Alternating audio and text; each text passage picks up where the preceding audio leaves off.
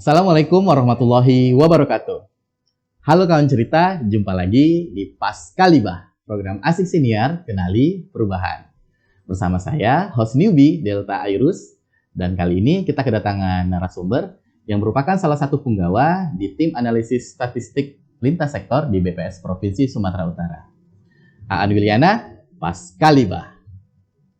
Halo Kak Aan. Gimana nih? Beginilah. Ya beginilah. Baik ya. Baik luar ya. biasa Luar ya. biasa Semangat terus Semangat dan sehat terus ya. Oke. Nah, ini kan Kak Aan ini sebagai tim analisis statistik lintas sektor nih di BPS Provinsi Sumatera Utara, salah satu ya termasuk tim yang paling banyak menggunakan data-data BPS ya. Semua data yang ada di BPS dianalisis oleh timnya Kak Aan. Nah, ada nih salah satu indikator statistik yang lagi hits nih Kak Aan. Indeks pembangunan indeks pembangunan gender gitu ya.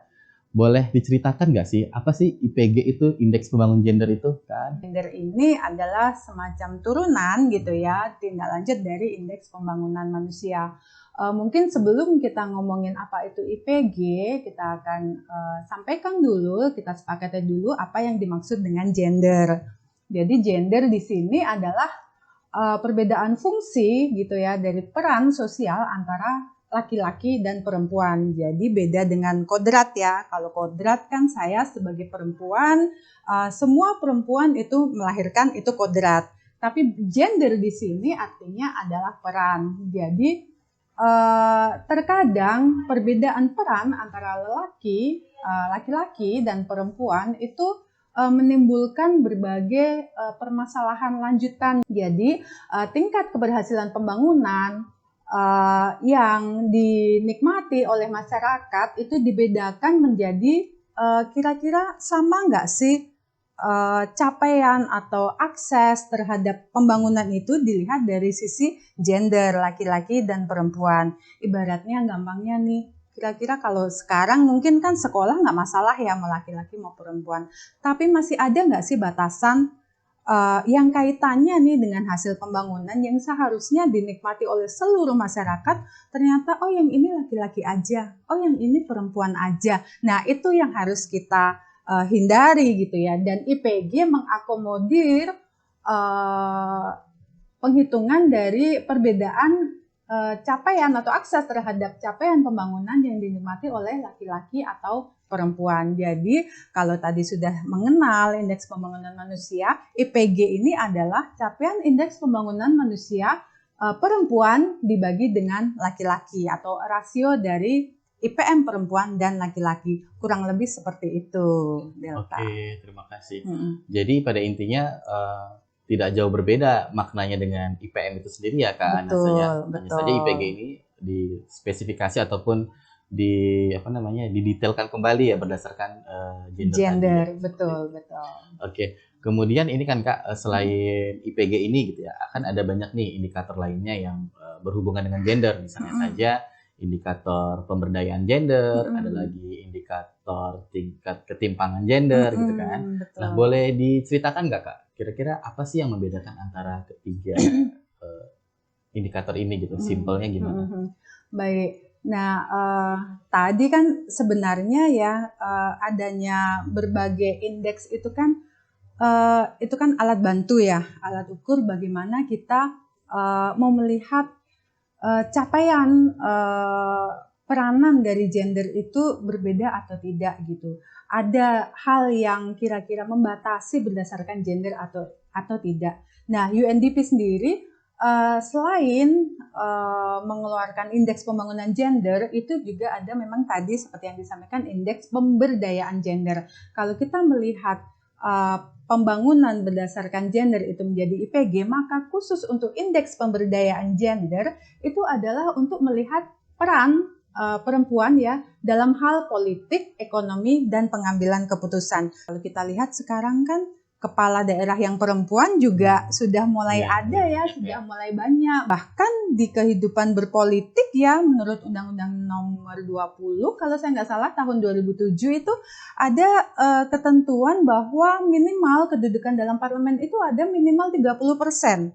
Harapannya segala hak-hak terkait dengan perempuan itu diwakili dengan adanya perempuan yang duduk di parlemen. Nah, pemerintah sudah mulai concern itu terhadap bagaimana wanita itu, perempuan ya, saya mungkin jadi sama ya, wanita dan perempuan itu memiliki hak yang sama gitu, berperan dalam segala sisi kehidupan. Jadi mungkin itu yang membedakan IPM secara keseluruhan. Kalau IPG berarti capaian IPM berdasarkan laki-laki dan perempuan. Kalau IDG bagaimana melihat perempuan itu lebih berdaya dari 3 sisi kehidupan tadi, berpolitik, ekonomi, dan juga mengambil keputusan. Mungkin itu simpelnya ya, Delta.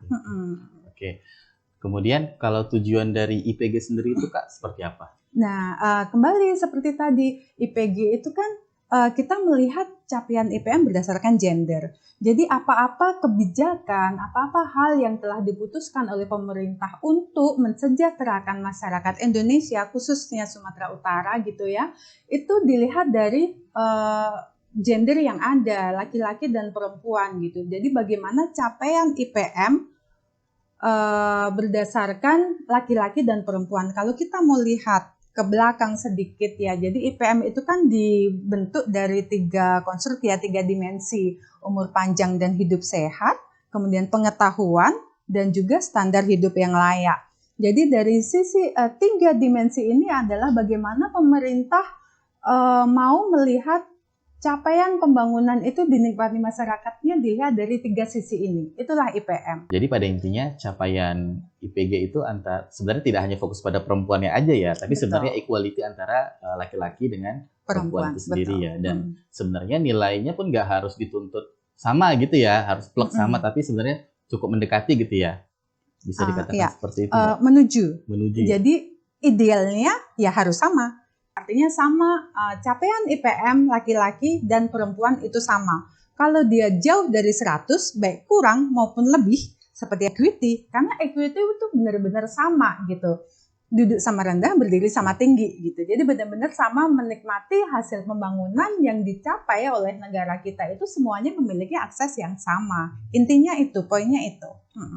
Baik-baik. Jadi IPG itu sendiri sebenarnya rasio sebenarnya. Betul. Ya, rasio antara IPM perempuan dan laki-laki. Bukan masing-masing laki-laki dan perempuan itu punya nilai IPG sendiri, enggak ya? Tapi tidak. Ya. Masing-masing memiliki nilai IPM sendiri. Kalau IPM masing-masing sendiri, tapi tapi IPG akan menghasilkan satu nilai. Betul. Baik. Oke, ini selanjutnya nih Kak.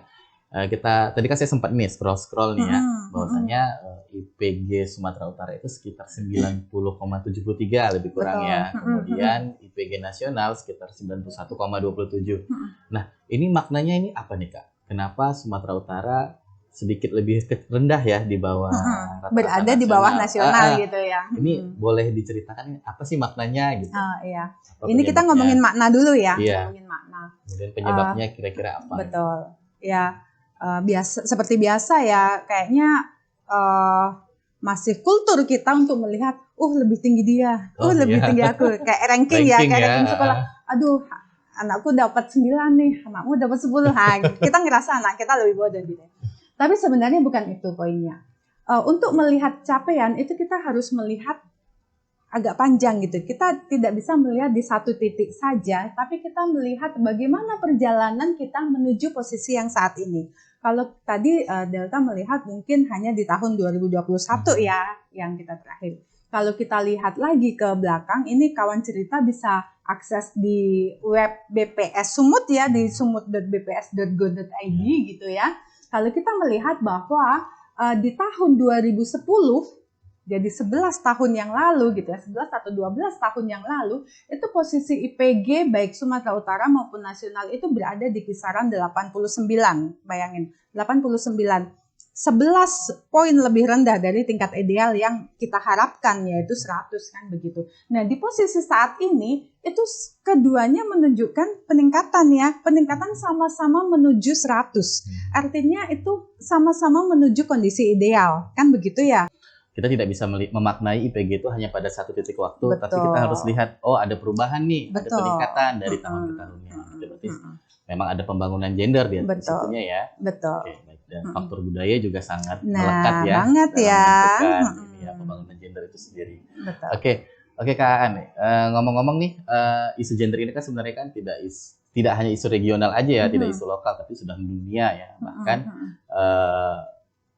United Nations ya, PBB sendiri sudah menjadikan isu gender ini dalam program prioritasnya dalam SDGs seperti itu. Nah, kira-kira contohnya boleh diulas kembali Kak, ini isu apa sih yang biasanya yang berkaitan dengan IPG itu sendiri, IPG itu sendiri? Dengan gender sebenarnya ya, dengan gender.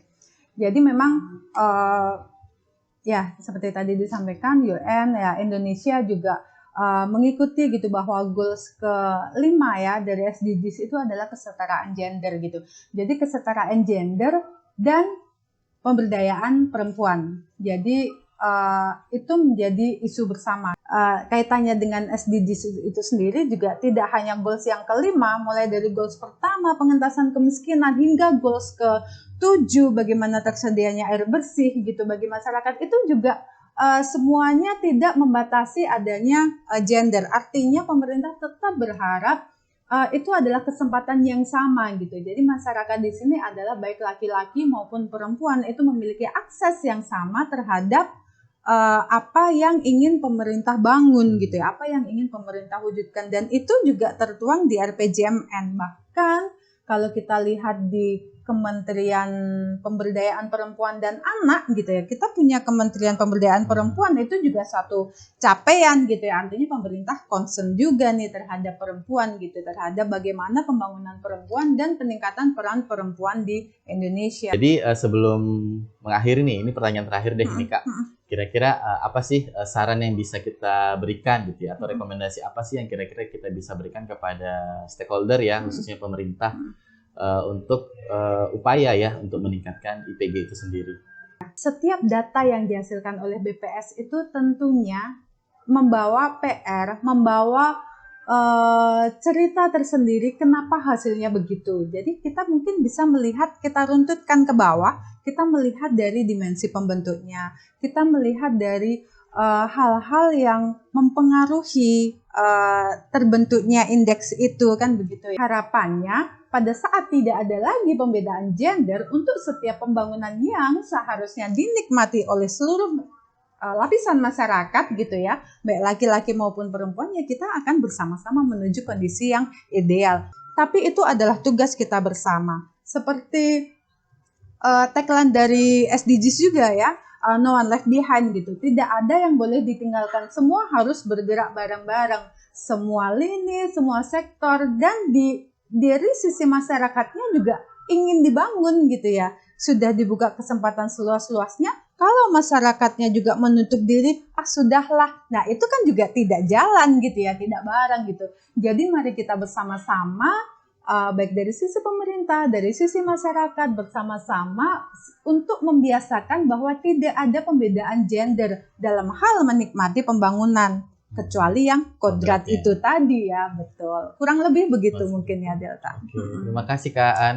Ini obrolan hari ini bergizi banget nih. Bergizi, mudah-mudahan. Iya, terima kasih banyak untuk ilmunya ya. Kepada saya terutama sih jadi banyak belajar juga nih tentang IPG ya. Biasanya taunya tentang IPM gitu ya. Nah ini ada yang baru nih, malah lebih detail lagi ya terkait IPM itu tadi. Baik, kawan cerita, demikian obrolan kita nih dengan Kak An Budi Wiliana mengenai IPG. Jangan lupa tetap saksikan terus Pascalibah, program Asik Siniar, Kenali Perubahan. Jangan lupa like, komen, dan subscribe, dan tekan tanda lonceng supaya kamu terus mendapatkan notifikasi podcast terbaru kita. Dadah!